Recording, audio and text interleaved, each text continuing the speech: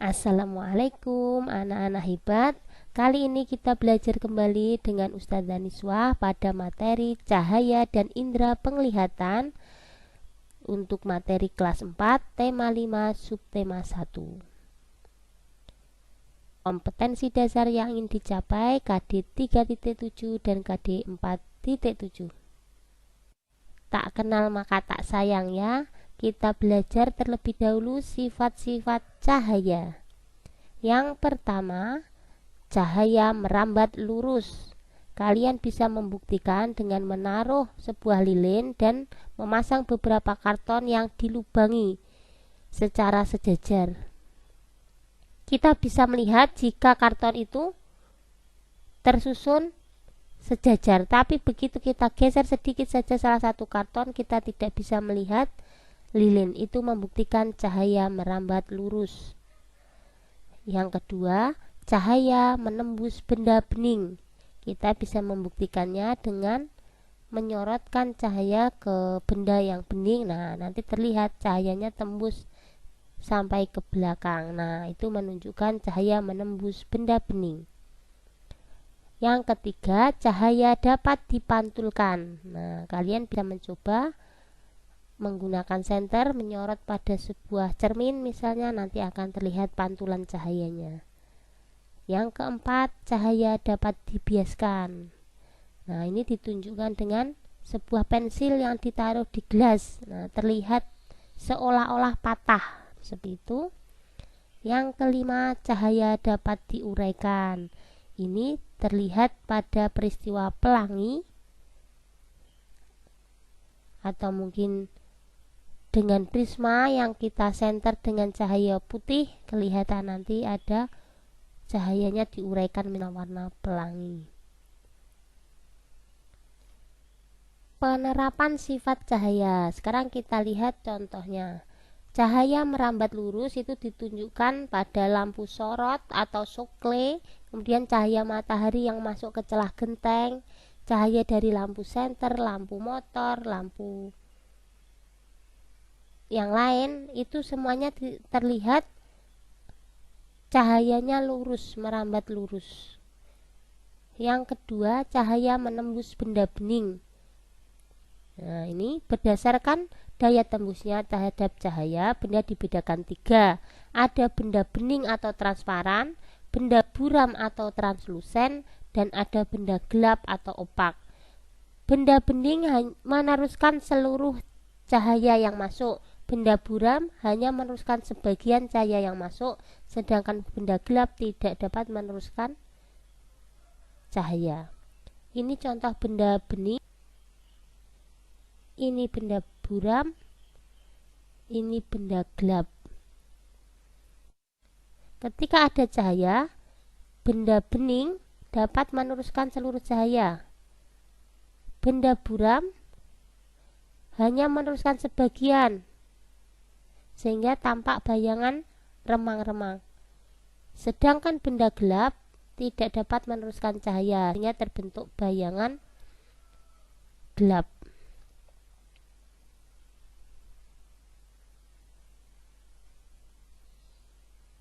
Selanjutnya, cahaya dapat dipantulkan. Kita perhatikan gambar di samping. Jika permukaannya rata, itu terjadi pemantulan teratur, sinyal pantulnya teratur. Sedangkan pada permukaan yang kasar, itu sinar pantulnya tidak teratur. Nah, jadi pemantulan dibedakan 2. Pemantulan teratur jika mengenai permukaan yang rata, halus dan licin, sedangkan pemantulan baur jika permukaannya tidak rata atau kasar. Kita bisa melihat saat bercermin menggunakan cermin yang rata, halus, kita bisa melihat bayangan dengan sempurna. Sedangkan ketika cermin itu retak, bayangan kita tidak terbentuk sempurna. Itu karena sinar pantulnya tidak teratur atau baur ya. Kemudian cahaya dapat dibiaskan. Pembiasan itu terjadi ketika cahaya melewati medium yang berbeda kerapatannya, misalnya dari udara ke air, dari air ke udara, atau dari udara ke kaca, itu kan berbeda kerapatannya. Contoh, ini biasanya kaki tampak pendek saat di air, atau kolam tampak dangkal, pensil tampak patah di gelas, seperti itu contohnya. Ini sendok juga bisa seolah-olah patah. Nah, ini contoh lagi, posisi benda itu di air tidak seperti posisi aslinya yang kita lihat itu. Yang kelima, cahaya dapat diuraikan. Penguraian cahaya itu merupakan proses penguraian cahaya putih menjadi cahaya yang memiliki warna-warna bervariasi. Contoh penguraian cahaya ini bisa kita lihat pada fenomena pelangi.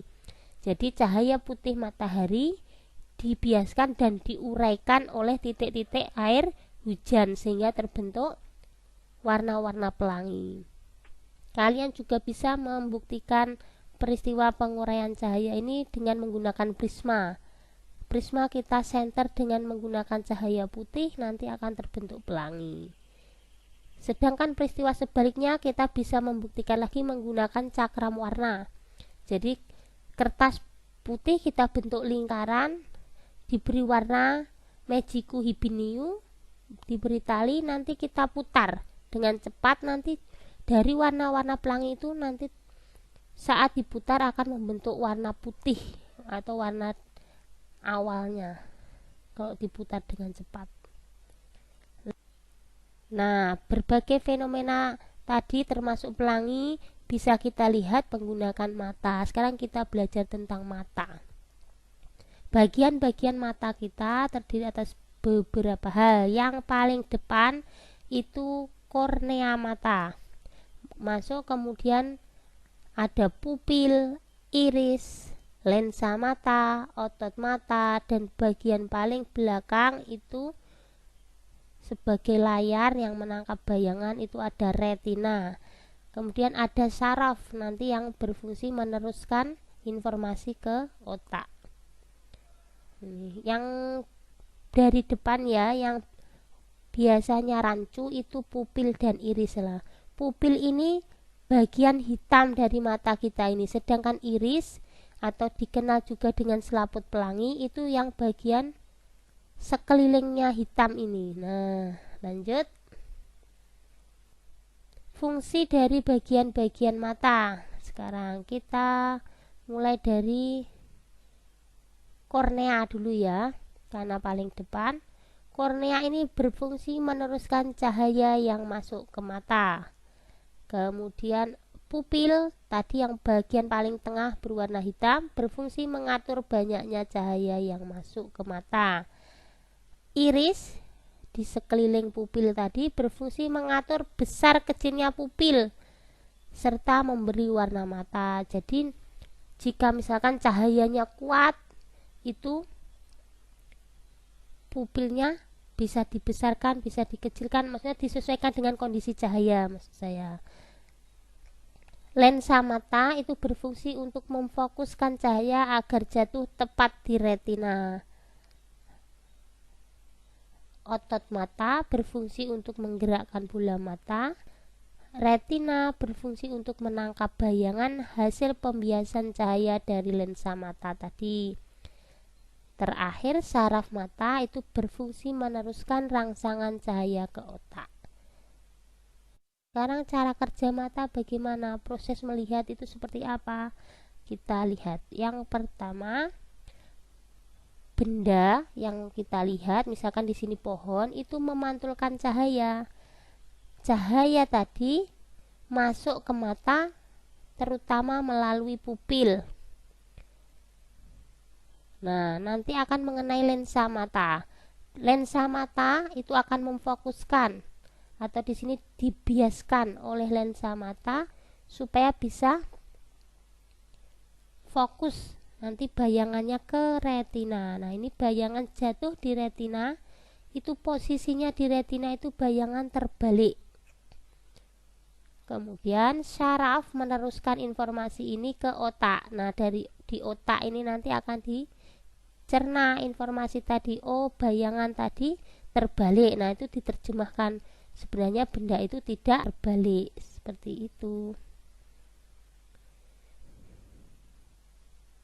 Lanjut. Kita lihat sekali lagi ya. Jadi misalkan di sini bendanya itu jam waker. Jam waker memantulkan cahaya.